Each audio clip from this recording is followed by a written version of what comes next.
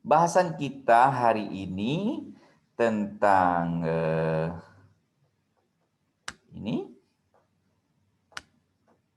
ya, tentang partai politik, sistem kepartean dan sistem pemilu.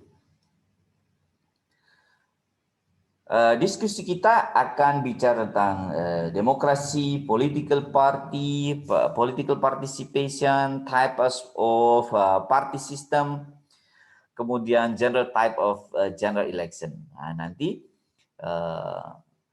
kita bicara demokrasi, partai politik, sistem atau tipe kepartaian, juga sistem pemilu. Jadi kalau kayak model Amerika itu per distrik itu yang dipilih satu orang. Kalau Indonesia per distrik atau per dapil yang dipilih banyak orang. Itu strategi kampanyenya beda ya. Kenapa kok di Amerika hanya ada 2 partai Pak yang besar? Nah, itu juga kelirumologi yang harus diluruskan ya. Ada orang buru-buru bilang di Amerika hanya ada 2 partai besar, Republik dan Demokrat. Itu partai nasional. Di Amerika itu ada at least 153 political party. Banyak banget. Hanya yang mengikuti pemilu nasional yang memenuhi syarat hanya 2, kadang-kadang 3 dengan Green Party. Kok bisa begitu ya Pak? Ya, karena sistem mereka adalah distrik perwakilan per distrik 1. Sehingga peluang partai kecil-kecil, misalnya yang partai besar itu Demokrat, Republik misalnya sekarang ya. Peluang partai nomor 3, Green, Sosialis, Libertarian, Farmer Party, Worker Party, and so on sampai 153 political party yang kecil-kecil, peluang partai nomor 3 sampai 153 itu kan kecil sekali untuk merebut 1 kursi di 1 distrik. Oleh karena itu, partai-partai kecil di bawah Demokrat dan Republik itu mereka menginduk kepada Partai Demokrat atau Partai Republik. Sehingga Partai Demokrat atau Republik itu berfungsi sebagai umbrella party atau partai payung saja. Di bawah umbrella Demokrat itu banyak partai. Socialist Party, Libertarian Party, Green Party, itu biasanya di bawah Demokrat. Lalu di bawah Republican itu ada Conservative Party dan partai-partai yang beraliran nasionalis Amerika. Itu ada di bawah yang sifatnya tradisional ya, itu berada di bawah Republican Party. Semboyan American First itu adalah semboyan sangat konservatif. Semua yang konservatif akan berada di bawah payung Republican Party. Saya ulangi. Kenapa mereka secara alamiah yang muncul hanya 2 partai besar sebagai umbrella party, meskipun partai politik di Amerika lebih 150 political party, karena untuk memenangkan 1 kursi di setiap distrik, partai nomor 3 dan sampai 153 peluangnya kecil sekali. Sehingga mereka secara logis strategi pemenangan kampanye, dia akan memilih untuk menggabung di dalam partai yang sudah besar. Ya. Nah, baik. Itu nanti kita ulang lagi. Ya. Kalau di Indonesia gimana Pak? Di Indonesia kan 1 distriknya kan banyak kursi. Sehingga partai politik tidak buru-buru untuk menggabungkan ke partai yang lain. Kenapa Pak? Karena dia punya peluang. Misalnya nih, di Indonesia ini partainya cuma 12. Lalu perebutan kursi 1 distrik, distriknya ada 8. Loh, partai-partai nomor 3, nomor 4, nomor 5 masih punya peluang untuk merebut 1 kursi dari 8 kursi itu. Itu di Indonesia. Karena sistemnya proporsional. Kalau di Amerika, nggak mungkin. Di Amerika itu yang menang, kalau misalnya sistem politik kita dibalik seperti Amerika nih, dibalik seperti Amerika, Yang menang di Indonesia ya 2 partai saja. Kalau nggak PDI, Golkar gitu. Kalau nggak Golkar ya paling Gerindra lah gitu. Jadi yang hanya runner up saja, nomor 1, nomor 2, lalu nomor 3. Cuma itu aja. Kalau kita Kalau kita mau pakai sistem Amerika di Indonesia, partai-partai kecil hilang semua, gitu. Hilang semua dalam arti untuk memenangkan kursi parlemen itu sangat sulit gitu. Baik, nah itu at a glance ya perbandingan antara Indonesia dan Amerika. Mari kita masuklah ini. Yes. Nah, ini partai politik. Apa sih partai politik itu?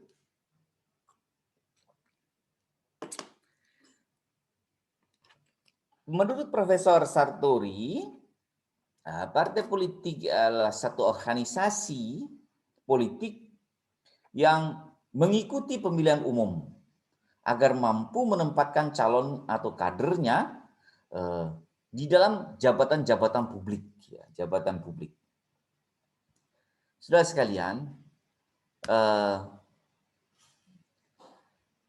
jadi nggak ada partai politik yang tidak ingin jabatan politik atau jabatan publik. Lupa kok istilahnya jabatan politik atau publik. Nah ini saya clearkan dulu.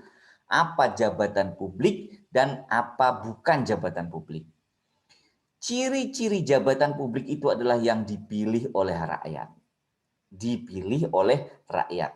Langsung maupun melalui perwakilan. Kalau di Indonesia saat ini, itu presiden, gubernur, kecuali gubernur Jogja loh ya, itu jabatan publik tapi nggak dipilih. Kalau Anda orang Jogja boleh cita-cita jadi presiden, perdana menteri ya, jenderal boleh, yang nggak boleh jadi gubernur ya, nggak apa-apa lah itu ya. Sampai mana tadi? Jabatan publik ya, jabatan publik itu yang dipilih. Presiden, gubernur, bupati, wali kota, terus apa? Lurah. Nah, lurah desa. Yang namanya Pak Lurah itu, atau kepala desa itu, kalau di Jogja namanya lurah. Kalau di Anda mungkin kepala desa. Itu jabatan publik yang paling kecil. Dulu Pak, kepala kampung dulu ada. Tapi sekarang Pak kepala kampung nggak dipilih. Tapi ujian di kabupaten. Gitu. Yang namanya Pak Lurah itu adalah jabatan publik. Nah, Pak, kok Pak Camat enggak, gimana Pak Camat? Pak Camat itu bukan jabatan publik. Pak Camat itu birokrat. Kenapa? Dia kedudukannya bergantung kepada bupati. Seperti menteri lah. Pak Camat itu kepanjangan tangan dari Pak Bupati. Jadi yang namanya camat di seluruh dunia Indonesia itu takutnya minta ampun sama bupati atau wali kota. Tapi yang namanya lurah atau kepala desa di Indonesia sekarang di sistem pemilu seperti ini, Pak Bupati lah yang sangat berkepentingan kepada Pak Lurah. Lu kok bisa begitu Pak? Logikanya bagaimana? Pak Lurah itu sekarang punya jabatan politik yang strategis. Kenapa? Bupati-bupati yang masuk masa jabatan pertama, dia harus rukun dengan lurah-lurah yang ada di kabupaten atau di kotanya. Kalau dia ingin kepilih jadi bupati wali kota yang akan datang. Kok bisa begitu Pak? Orang jadi lurah itu pasti suaranya banyak, bisa memenangkan di kelurahannya.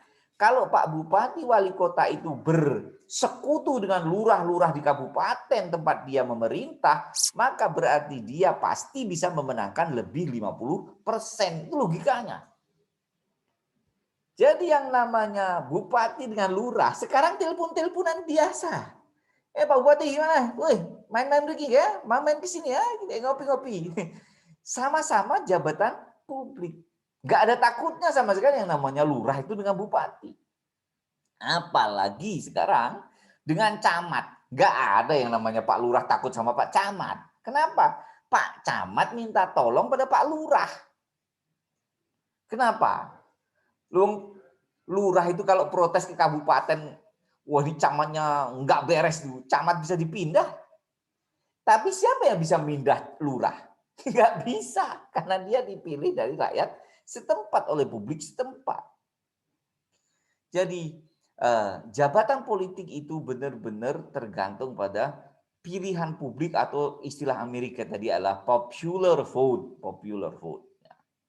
Nah, jadi saudara sekalian, kalau jabatan publik atau yang dipilih tadi ingin ditempati oleh kader-kader partai.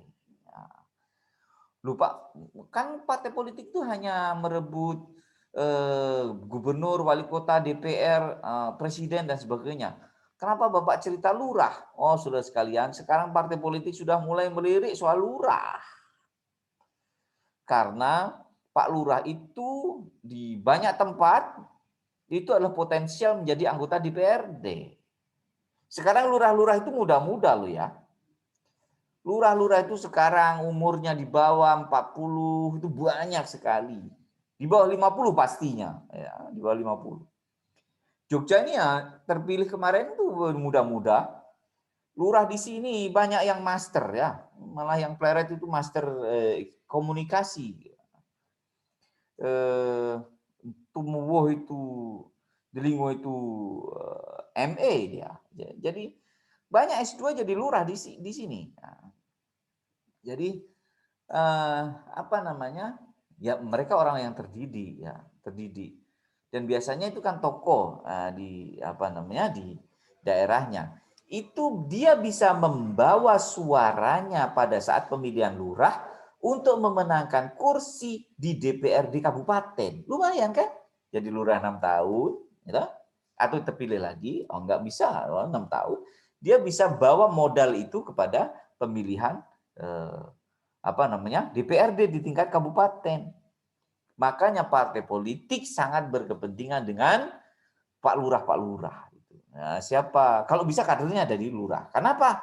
Lurah adalah jabatan politik. Jadi ada sekarang ini semacam politisasi ya, bukan politisasi sebenarnya. Ini lurah menjadi posisi yang sangat strategis. Baik, jadi sekelompok orang atau organisasi yang mengikuti pemilihan umum agar mampu menempatkan kadernya dalam jabatan publik.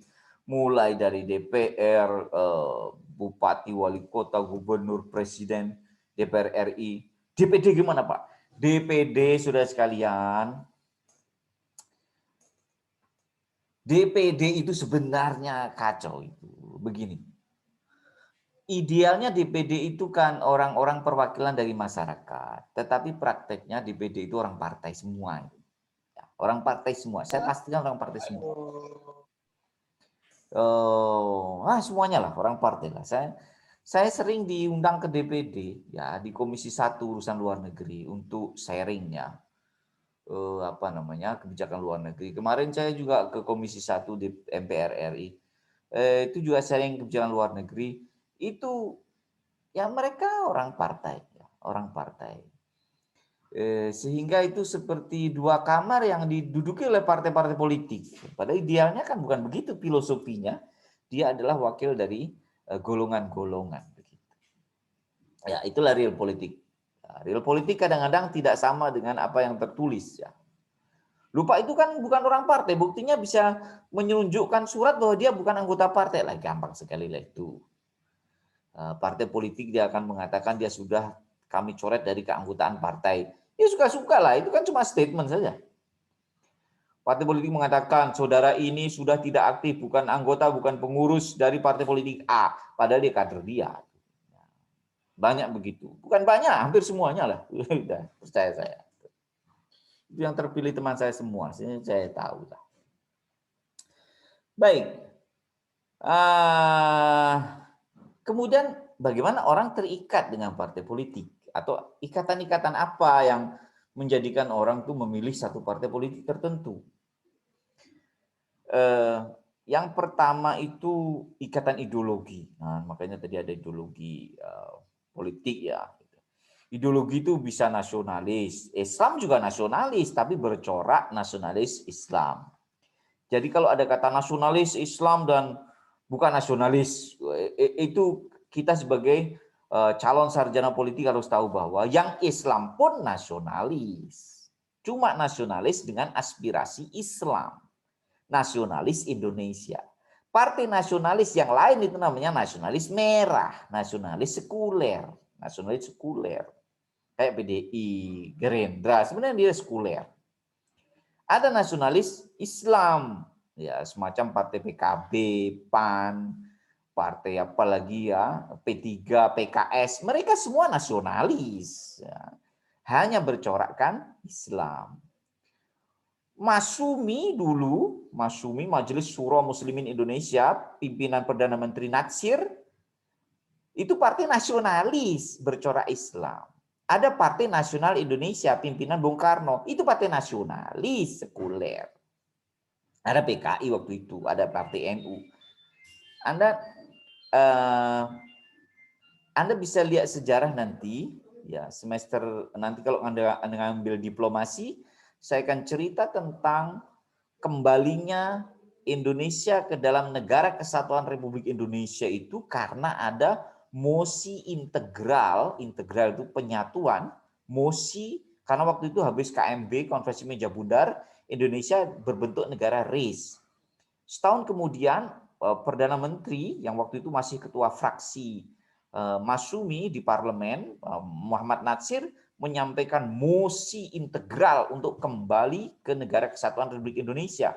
Bukan dari PNI, tapi yang mengusulkan kembali ke Negara Kesatuan itu adalah Masyumi yang dipimpin oleh Muhammad Natsir. Makanya nanti cari di Google nih, tulisannya begini, mosi integral Natsir gitu.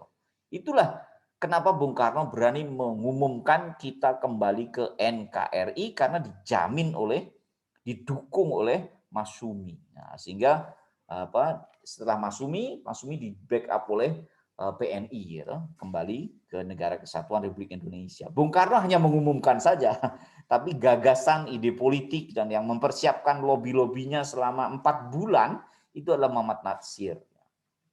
Kok yang mengumumkan Bung Karno, Pak, bukan Muhammad Natsir? Ini soal negara. Yang mengumumkan kembali harus seorang presiden, bukan anggota parlemen. Waktu itu Muhammad Natsir masih anggota parlemen. Maka begitu kembali ke Negara Kesatuan Republik Indonesia, Muhammad Natsir langsung menjadi Perdana Menteri. Karena konsepnya untuk memperkokoh kesatuan Indonesia itu. Ideologi. Kesatuan ideologi ada nasionalis, Islam, ada komunis, ya liberal, itu nanti kita pelajari. Ada kepentingan, nah, konsep kepentingan ini, kenapa partai sekarang banyak yang ideologinya nggak jelas, Pak? Ya karena mereka hanya membangun kepentingan saja. Saya itu punya pikiran, sebenarnya di Indonesia ini partai nggak usah banyak-banyak. Pak Harto itu sebenarnya sudah benar lah itu. Partai yang nggak usah banyak-banyak. Partai itu kan cuma nasionalis beraliran Islam, nasionalis beraliran sekuler, kemudian nasionalis yang tengah itu. Tengah hatinya ya Golkar itu kan meskipun bukan aliran Islam, tapi kan isinya kan orang-orang HMI, PMII itu kan kader-kader dari NU, dari Muhammadiyah, dari HMI masuk di Golkar semua. Jadi bungkusnya itu kan sebenarnya partai nasionalis, tapi aktivisnya banyak yang Islam. Anda tahu Yusuf Kala itu. Jadi kira-kira kalau di Indonesia itu ekstrimnya kan sebenarnya nasionalis Islam, nasionalis sekuler yang merah-merah itu sekuler, lalu nasionalis garis tengah. Ini yang di situ banyak aktivis Islam tetapi tidak mau memakai partai Islam. Nah, itu yang dikemas oleh Golkar waktu itu di tengah. Nah, komunis dihilangkan. Itu. Tetapi sekarang pecah menjadi partai yang macam-macam itu. Nah, coba Anda bisa membedakan. Mana itu Hanura, mana itu Gerindra. Gerindra itu same sama PDI lah. Bahkan orang Gerindra, Golkar, Hanura, ini nih. Pecahnya Golkar itu menjadi Hanura, Gerindra, Nasdem, Demokrat. Itu sebenarnya satu pendidikan kader dulu di Golkar. Sama saja. Ideologinya ya dekat-dekat. Pecahnya P3 dulu dari Parmusi, Partai Muslimin Indonesia menjadi P3 zaman Pak Harto, pecahlah jadi partainya Pak Amin Rais, partainya Gus Dur, partainya itu PKS, partai apalagi sekarang Gelora, partai kekinian katanya ya, itu ya at least itu satu madhab pikiran itu ya. Nah, lalu ada juga partai itu karena etnis ya, saya ngomong pada umumnya ya. Kenapa kok etnis ya? Kalau ya Anda mungkin waktu tahun 99 itu Anda masih baru lahir kali ya, atau belum lahir. 99 belum lahir Anda ya. Tahun 99 di Indonesia itu ada partai etnis. Nah, partai Tionghoa ada ya. Kemudian inisiasi partai etnis ada, tetapi undang-undang lalu tidak membolehkan. Yang sekarang masih boleh partai bau-bau etnis itu di Turki ya, yang partai anggotanya orang-orang Kurdi itu. Sekarang dapat 10%. Oke, etnis. Jangan lupa di Indonesia ada dua jenis partai. Partai nasional dan partai lokal. Partai lokal khususon di Aceh. Khususon di Aceh. Kenapa di Aceh ada partai lokal? Sekarang ada partai Aceh, ada partai nasional Aceh, ada partai Daulah Aceh, ada 3 partai lokal sekarang. Kenapa kok bisa begitu ya Pak? Itu karena ada undang-undang khusus berdasarkan MOU perdamaian antara Gerakan Aceh Merdeka dengan Republik Indonesia tahun 2005. Sehingga ada perlakuan khusus terhadap negeri Aceh, khusus memiliki partai lokal. Papua menginginkan hal yang sama, tapi sampai sekarang belum dikabulkan. Mungkin ada ribu-ribu dulu baru bisa gitu ya. Jangan suka ribu lah ya. Lalu apa fungsi partai politik? Fungsi partai politik ini adalah yang pertama rekrutmen dan sosialisasi. Calon pemimpin publik, eksekutif, legislatif itu direkrut oleh partai politik. Jadi sudah sekalian, mungkin Anda di benak Anda ada pikir begini, ini partai politik banyak yang ketangkep Pak. Itu barusan tuh yang Menteri Sosial juga kader Gerindra ketangkep itu dulu ketua PKS juga ketangkep itu ketua PBB dulu Partai Bulan Bintang ketangkep juga. PDI banyak yang ketangkep juga. PAN ada ketangkep itu, wali kotanya mana itu, Lampung atau mana itu ya. Gimana tuh Pak? Ya, partai politik itu tidak ada yang sempurna kinerjanya.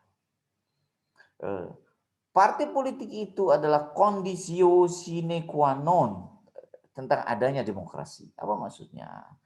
Partai politik itu sesuatu yang harus ada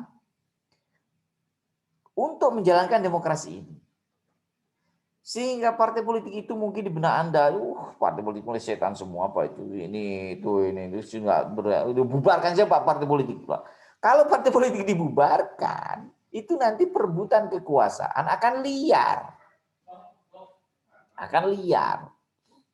Fungsi utama partai politik itu adalah untuk menyelenggarakan demokrasi. Fungsi demokrasi yang paling utama adalah terselenggaranya suksesi pemerintahan secara peaceful atau damai. Di dalam konstitusi kita, partai politik itu menjadi sangat penting karena dia adalah yang menyeleksi calon-calon pemimpin publik. Apakah itu mulai dari presiden, mulai dari gubernur, wali kota, ya itu dari anggota DPR, semuanya dari partai politik. Anda tidak bisa membayangkan ingin jadi presiden tapi Anda nggak punya partai politik. Di Indonesia nggak bisa. Di Amerika bisa Pak, bisa, tapi selalu kalah. Dulu ada yang namanya Reform Party, itu dibentuk sebenarnya oleh Ross Perot untuk memperkuat pencalonan dia sebagai calon independen. Jadi dia tidak maju lewat Demokrat atau Republik di Amerika, tapi dari independen. Independen ini kalah. Di Indonesia boleh Pak calon independen Pak? Calon independen di Indonesia boleh, tetapi untuk bupati, wali kota, gubernur. Untuk calon presiden tidak boleh di Indonesia. Saya ulangi, tidak boleh. Sehingga Anda mungkin melihat partai kurang sempurna, tetapi Anda membutuhkannya. You maybe hate it. Mungkin Anda membencinya, but you need it. Tetapi Anda membutuhkannya. Because your constitution itu mengharuskan itu. Jadi sesuatu yang mungkin kita nggak suka, tetapi itu harus. Karena konstitusi kita itu mengharuskan begitu. Jadi saya ulangi, fungsinya yang pertama untuk rekrutmen, sosialisasi, lalu untuk kader forming. Kader forming ini menyiapkan kepemimpinan. Ini yang benar loh ya. Banyak kader partai yang dadakan jadi partai tertentu karena pengen nyalon. Wah, ini kacau ini. Itu yang biasanya korupsi. Melakukan ideologisasi atau penanaman benih-benih pemikiran-pemikiran penting dalam partai politik. Lalu membentuk jaringan komunikasi yang efektif di tubuh pemerintahan untuk mempengaruhi kebijakan untuk memperjuangkan aspirasi masyarakat. Jadi fungsi partai itu juga tidak hanya memenangkan, tetapi bagaimana memperjuangkan aspirasi di dalam pemerintahan. Lalu memobilisasi masyarakat untuk ikut memberikan suara atau dukungan pemilu. Jadi ini saya lengkapi ya. Biasanya di buku literatur itu hanya 3, rekrutmen, sosialisasi, kader forming, ideologisasi. Saya tambahkan ini untuk membentuk jaringan komunikasi politik di dalam tubuh pemerintahan. Yang kelima juga mobilisasi orang supaya aktif ikut pemilu. Loh, kenapa Pak kok partai politik aktif ya? Karena partai politik itu berkepentingan calonnya itu terpilih. Saya 10 tahun jadi ketua fraksi.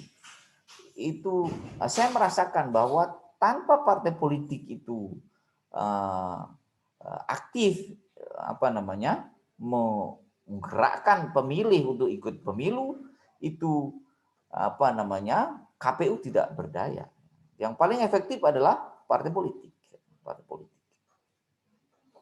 Baik. Lalu soal partisipasi politik. Keterlibatan seseorang di dalam demokrasi. Ya, ini partisipasi politik tidak hanya tidak hanya ikut coblosan saja ya. Partisipasi politik warga itu mulai dari ikut pemilu sampai dengan demonstrasi pun boleh. Jadi demonstrasi itu, kita kalau demonstrasi itu yang kita demo bukan negara loh ya. Yang kita demo adalah pemerintah. Karena negara dan pemerintah itu berbeda. Gimana Pak? Kalau pemerintah itu adalah orang yang saat itu diberi amanah atau tanggung jawab oleh rakyat untuk mengurus negara. Saya ulangi, pemerintah itu orang-orang melalui partai politik yang saat itu diberi amanah oleh rakyat untuk mengurus negara. Itu namanya pemerintah. Mandat kita kepada pemerintah bisa kita cabut kalau dia ngurus negaranya tidak baik. Sehingga pemerintah itu bisa salah, bisa diprotes, bisa diajukan di pengadilan, itu pemerintah.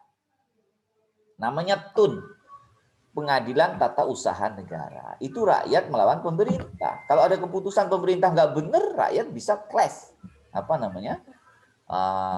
melawannya di Pengadilan Tata Usaha Negara. Tetapi kalau negara, jangan sekali-kali di demo. Anda berhadapan dengan tentara, bukan polisi. Anda demo demo kebijakan pemerintah. Pak Jokowi Anda demo, ya, Pak Jokowi sebagai presiden. Kalau yang Anda demo itu kebijakannya boleh dia sebagai kepala pemerintahan. Tapi jangan lupa presiden di Indonesia juga kepala negara. Kalau Anda demo jangan sekali-kali merusak foto presiden. Saya ingatkan baik-baik. Jangan merusak foto presiden. Jangan merusak bendera. Jangan merusak Garuda Pancasila. Kenapa? Itu adalah lambang-lambang negara. Negara itu siapa? Negara itu kita semua. Karena negara adalah pemerintah, rakyat, tanah, pemerintah, tanah, rakyat, penduduk semua, konstitusi, itulah negara. Jadi negara itu kesatuan antara rakyat, pemerintah, geografis, konstitusi, rekognisi, semua itu yang disebut sebagai negara. Sehingga kalau Anda mengganggu lambang negara, misalnya merusak foto presiden, Anda memusuhi seluruh rakyat Indonesia. Anda berhadapan dengan tentara. Tetapi kalau Anda mendemo kebijakan pemerintah, itu boleh. Itu namanya partisipasi politik. Ya. Jadi Anda harus tahu batasnya. Demonstrasi harus tetap santun. Karena yang kita kritik bukan orangnya, tapi kebijakannya. Maka demonstrasi yang menjelek-jelekan orang itu bukan produktif. Itu sangat merusak. Sangat merusak. Baik, itulah partisipasi politik kita ya. Dan kita jangan suka golput. Golput nih, golput ini udah bukan zamannya lagi golput. Karena apa namanya? Golput itu tidak bertanggung jawab. Saya nggak suka partai itu, saya nggak suka partai itu. Oh, calonnya setan semua, Pak. Loh, kalau Anda golput, lalu Anda bilang calon sana kayak setan, calon sana kayak jin, misalnya. Loh, kalau Anda golput artinya Anda mengatakan silahkan para setan dan jin untuk memimpin Indonesia. Kenapa? Anda nggak mau mempengaruhi kok. Loh, lah ini nggak ada yang baik, Pak. Baik menurutmu. Artinya apa? Pilihlah pemimpin yang meskipun tidak sempurna, dia yang paling baik di antara yang jelek-jelek itu. Kalau nggak ada pilihan yang baik, misalnya ada baik dan buruk, gampang memilihnya. Nggak perlu sekolah untuk memilih yang gampang-gampang begitu. Anda menjadi terdidik, lebih pintar, itu untuk memilih hal-hal yang sulit. Maka golput menjadi tidak benar. Karena golput itu sama artinya Anda membiarkan para orang jin, setan tadi untuk memimpin. Tapi kalau Anda gunakan vote Anda satu. Tetapi jika itu berkumpul 1 juta orang itu banyak juga. Paling tidak kita bisa menghindari dari yang jin yang model jelek banget menjadi agak jelek. Dari agak jelek menjadi jeleknya lebih sedikit lagi. Ya, jadi pilihan itu kan gampang, kalau baik dan buruk nggak usah mikir tuh, nggak usah sekolah. Pilihan hidup itu kadang-kadang baik dan lebih baik. Ini alhamdulillah. Lebih baik dengan lebih baik sekali. Negara alhamdulillah. Tapi dalam kenyataannya hidup itu tidak begitu. Kadang-kadang buruk dengan lebih buruk. Pilih mana? Ya. Atau lebih buruk dengan lebih buruk sekali. Pilih mana? Lebih buruk sekali dengan amat sangat lebih buruk sekali. Pilih mana? Nah, itu sebenarnya kalau yang belajar di pesantren tahu itu. Ada masalih maslahah. Ada metode mengambil keputusan. Yaitu apa? Dalam usul fikih itu diajari mengambil keputusan yang paling sedikit mendatangkan risiko. Nah, itu masalih maslahah. Risikonya tambah berat kalau Anda tidak menggunakan hak pilih karena Anda membiarkan orang-orang yang tidak bertanggung jawab memimpin negara. Tapi kalau Anda memilih, paling tidak Anda menghindarkan dari yang paling merusak kepada yang lebih sedikit kerusakannya. Itulah partisipasi politik kita sebagai orang yang baru sampai segitu tingkatannya. Lah, kalau Anda bisa menjadi pemimpin, itu alhamdulillah, pemimpin yang baik. Jadi saudara sekalian, bahaya terbesar menurut saya sebagai pengajar politik nih, itu kalau generasi muda sudah tidak tertarik lagi mengurus atau terjun di dalam dunia politik. Generasi muda harus terjun di dunia politik. Nah, syaratnya memang Anda harus menjadi entrepreneur yang baik. Ya. Tidak boleh PNS jadi politisi, nggak boleh. Kacau. PNS itu artinya birokrat. Ya, tadi kan presiden ada birokrasi. Birokrasi harus netral, karena dia adalah mesin administrasi negara. Ya. Pemimpin dari birokrat itu adalah politisi atau presiden. Pemimpin dari birokrat di kabupaten, bupati, politik. Jadi kalau ada segitiga begini, ujung segitiga paling atas pemimpin tertinggi itu adalah politisi atau pemimpin publik, jabatan publik. Tapi tubuhnya adalah birokrasi. Nah, birokrasi itu harus manut kepada pemimpin tertingginya atau jabatan publiknya, bupati, wali kota, presiden, atau gubernur. Nah, itu maka birokrasi harus netral, harus netral. Nah, saudara, jadi kalau Anda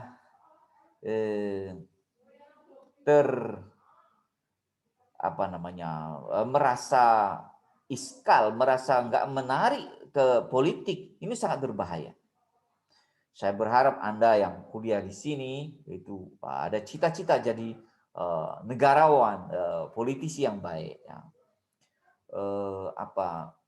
Komunikasi politik saya dengan semua partai politik masih jalan. Ya. Nggak bisa, feeling saya itu ya politisi. Sehingga ketika saya mengajar begini, saya juga tetap pesan pada Anda. Mau tidak mau, suka tidak suka, besok Anda itu jadi pemimpin di negeri Anda sendiri. Kenapa? Loh, pemimpin yang sekarang sudah berjaya itu, jadi bupati wali kota, itu anggap saja dia sekarang ada di jam 12 siang. Jam 12 siang, setelah jam 12, jam 1, jam 2, jam 3, jam 4, nanti kalau sudah jam 5, setengah 6, ya nanti kan maghrib, itu artinya kan inna lillahi wa inna ilaihi raji'un. Artinya apa? Generasi muda itu secara alamiah akan tumbuh menjadi pemimpin. Nah, itu yang maka sangat berbahaya kalau sampai generasi muda tidak tertarik pada politik praktis. Politik praktis harus Anda isi. Orang-orang baik harus terlibat dalam partai politik. Jangan hanya ngumpul di satu partai. Anda harus ngumpul manalah nyebar ke PDI Perjuangan, ke Gerindra, ke Nasdem, ke Golkar, ke P3 mungkin yang masih ada di sana karena saya jadi partai kecil ya. Ada di PAN, PKB. Anda harus memenuhi semua partai politik itu dengan orang-orang baik. Jangan mentang-mentang satu daerah teman lulusan dari UMY kita ngumpul satu partai. Oh, jangan begitu. Itu enggak strategis. Ya. Kader yang baik harus disebar semua partai politik. Harus ada orang ya di dalam partai-partai itu ada orang baik ya.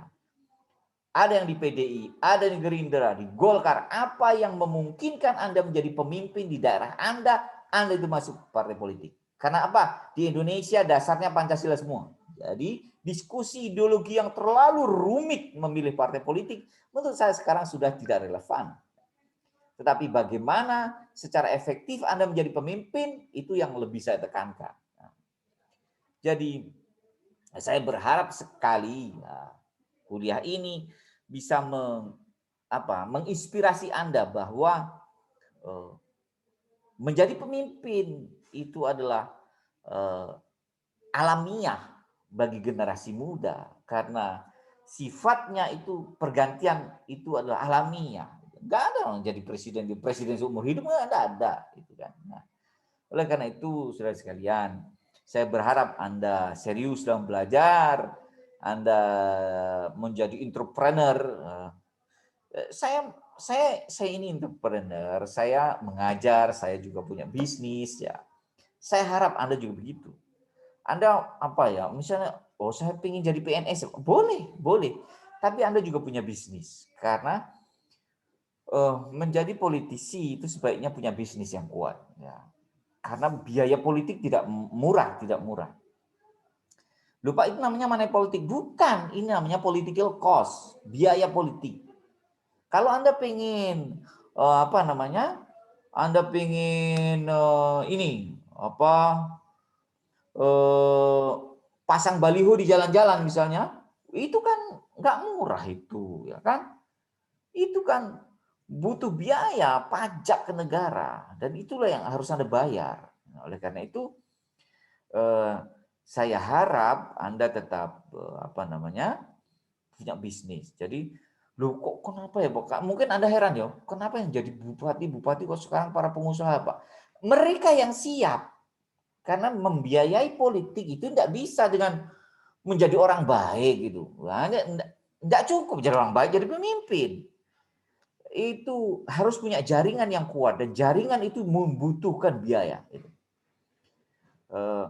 Jadi biaya itu bisa punya sendiri, bisa punya orang lain. Nah, itu ada ilmunya sendiri. Nah, nanti. Tetapi yang penting adalah saya menanamkan pada Anda ada kemandirian secara ekonomi, mandiri. Ya, Anda masih muda, Anda masih punya masih punya peluang untuk mencoba usaha ini itu. Jadi yang namanya kalangan pengusaha dan politisi itu di seluruh ujung dunia yang manapun itu mereka sangat akrab. Dan pergantian kekuasaan hanya di sekitar itu. Politisi pengusaha begitu. Birokrat banyak tapi lebih sedikit, banyak tapi lebih sedikit. Baik, itu kira-kira saudara sekalian. Sebenarnya materinya saya siapkan banyak, tapi ternyata saya asik sekali berbicara masalah partai politik ini. Nanti saya rekam saja. Baik, saya kira itu saudara sekalian. Ini tadi sudah 1 jam lebih saya cerita. Mungkin ada yang ingin bertanya, boleh. Ya. Mungkin ada yang ingin bertanya, boleh. Ini saya mute-nya ini mana ini? Mute-nya nih. Oh, saya stop share dulu ya.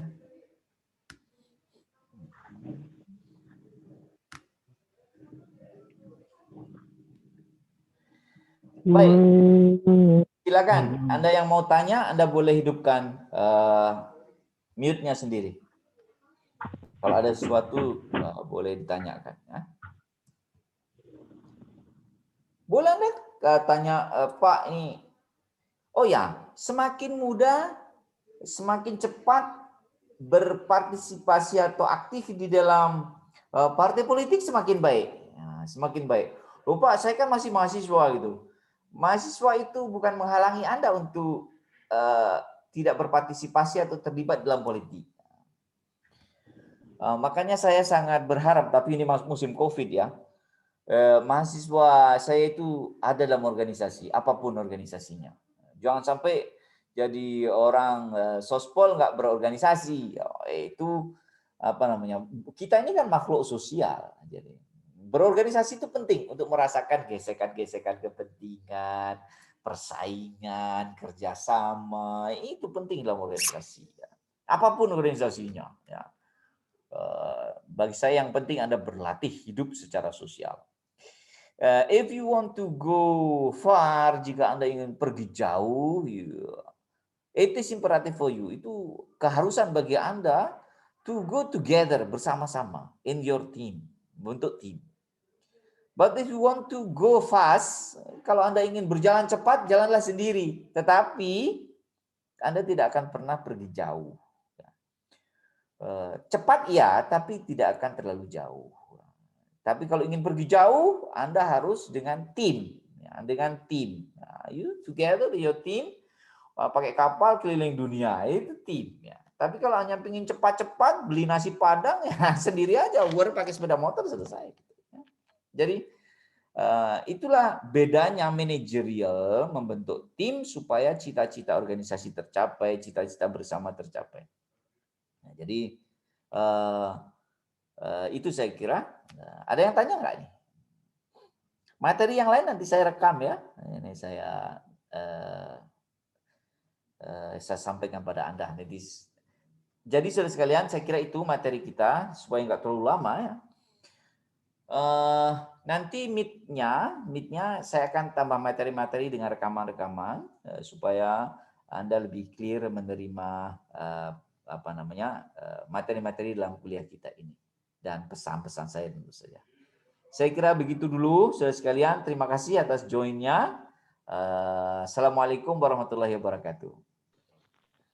Waalaikumsalam warahmatullahi wabarakatuh. Jaga kesehatan ya. Terima kasih, Pak. Terima kasih, Pak.